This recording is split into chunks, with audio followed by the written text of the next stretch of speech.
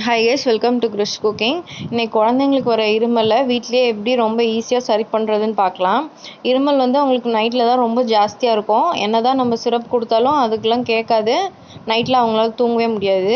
இப்போ இந்த 2 ஏலக்காயை வச்சு அதை எப்படி சரி பண்ணுறதுன்னு பார்க்கலாம். இந்த 2 ஏலக்காயில் இருக்கிற தோல் எடுத்துருங்க. தோல் நமக்கு வேண்டாம்.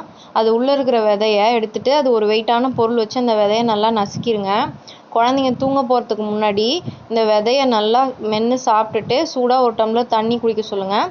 இந்த மாதிரி பண்ணிவிட்டு படுக்கும்போது அவங்களுக்கு நைட் ஃபுல்லாக இருமலே வராது. இதை நான் என் குழந்தைக்கு ட்ரை பண்ணேன், நல்லா ஒர்க் ஆச்சு. இந்த ரெமெடி உங்களுக்கும் யூஸ்ஃபுல்லாக இருந்திருக்கும்னு நினைக்கிறேன். நீங்களும் ட்ரை பண்ணி பாருங்கள் ஃப்ரெண்ட்ஸ். தேங்க்யூ.